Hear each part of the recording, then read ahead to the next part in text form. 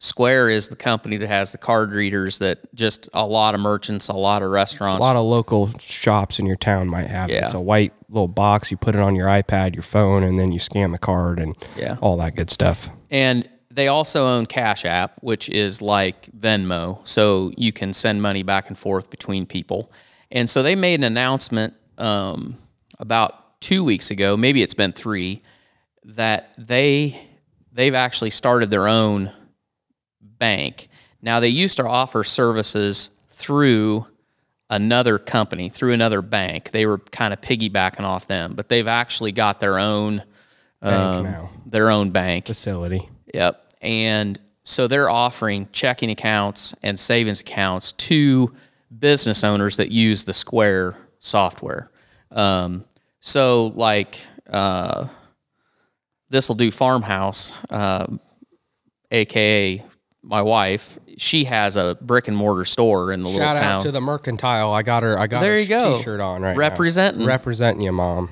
She'll be proud of that. Heck yeah. So she uses Square, and she actually just set up her savings because all the money goes to Square and then it gets transferred to her bank. But she's going to use the savings to save her sales tax, so that it automatically goes into that account just for sales tax on Square. Right now, she's using her bank account in our local town. Yes. But she's going to use a savings account through Square so she can put the sales tax in the savings account. Yep. Gotcha. So the other money will still go into her. Did they just come out with that feature recently? Yes. In the last 2 weeks. So it's one, we've talked about this before. They make it so simple to set up the savings, and she can have, if she wants 5 savings accounts, she can have 5 savings accounts. Mm-hmm. Basically, they make it a folder system where within that savings account, you can departmentalize. Is that a word? Compartmentalize. Oh, compartment. Yeah.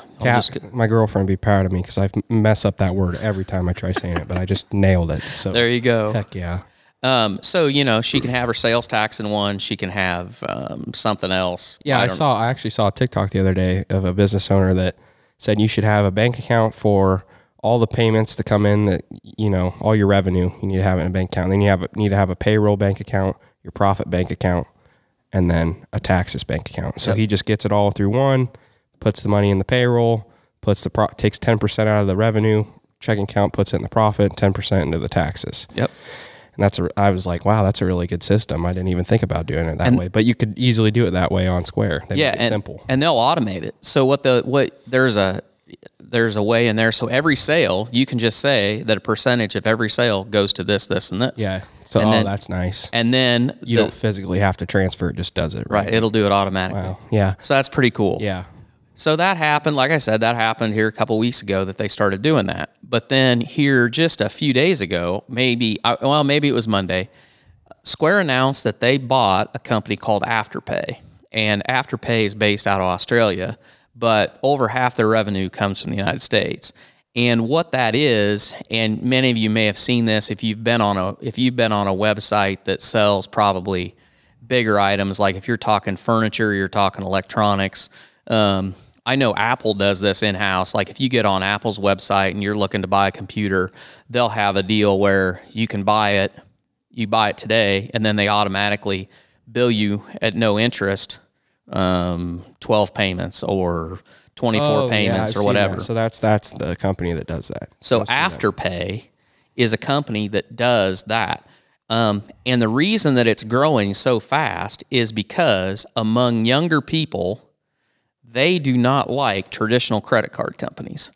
They're not big on carrying the American Express card, or I think that they've grown up with parents that have credit card debt, and they don't want credit card debt. Well, yeah, you're told credit's bad, credit's bad, credit's bad. It's actually not bad. It's really useful if you can pay your damn credit card off, or you build credit, because then if you pay off your credit, and you get good credit while you grow up, then it's a lot of leverage that you can use for yourself. It's a tool if you use it correctly. Right. But if you use it incorrectly, it's not so good. If you're responsible, you'll be all right. But yeah. What Square is doing is, and they paid a buttload. They paid $29 billion for this. However, it was an all-stock deal. And the crazy thing about it is, I don't know where Square stock was when they purchased it, but I saw somebody talking about this, and basically you know, if they paid $29 billion for it and the stock was at 260, let's say it was at 260, I don't know what it was at, and it goes to $300 a share, well, you basically cut the cost of that acquisition by, I don't know if you cut it 10%, but the number gets smaller as the stock goes up. Now, the reverse is if they screw up and if the stock market goes to pot and Square stock goes down, the cost of that gets a lot greater. But basically, they didn't use any money. It was all stock. So everybody that owned, there was an owner and afterpay, and I think it was a privately held. I don't know if it was public. I don't know. Anyway, it doesn't really matter.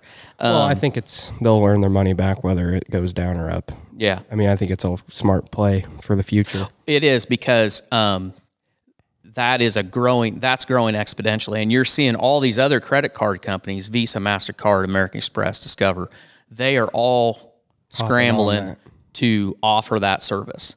But that whole system is anchored in brick and mortar banks. And that is where Square, and I'll even say PayPal, they are in direct competition with all these the brick and mortar banks, the JP Morgans, US Bank, Wells Fargo, all of them. And their cost of doing business is way less. The average cost of a bank to acquire a customer, is somewhere between $1,200 and $2,000 a person. And the cost for Square is between $20 and $40. They don't have all these locations. They're not paying all these tellers. Right. So it gives them an advantage, and the speed at which transactions are done, which for your generation, that's a huge thing. Everybody in my generation, we've grown up in I don't know what our attention span is now. I saw something maybe a couple years ago that said our attention span is about the same as a goldfish. It's that low. So I don't know how that makes you feel, but it just tells you our generation, my generation especially, we want it now. We want it now. We don't want to wait a week to get a loan approved. We want it to do it, and the next business day it drops into our bank account so we can use it. I mean, and that's a great thing with Square. My brother, my mom, they run their businesses through Square, and we talked about this on the other episode, but you know, they own the data. They know how much revenue is coming in on your business since it's on their platform. So they know how much money you're making. They know if you're profitable or not. So they're willing to email you and say, hey, we see that you're making money. We want to loan you up to this amount of money at this interest, and here you go. Take it or leave it. And Clay says my brother Clay, who runs his business through Square, he gets emails all the time. He has a profitable business, and Square just keeps asking him, hey, we'll loan you this amount, we'll loan you this amount, we'll loan you this amount. So they're going to the customer. The customer isn't coming to them. You said that it costs them $20 to $40 to get a customer. Yeah. Not only it's easier for them to get the customer, but also they do a good job keeping the customer. That's a huge part of the business, because like they go to the customers that they already have and say, hey, so you're doing good. Here's this amount of money. We'll give you more money to keep your business going. Right. Where banks aren't going to be like, we gave you this loan. We're not going to come to your door and say, hey, you got to come to us to get another loan. But, they just do a good job getting them and then keeping them.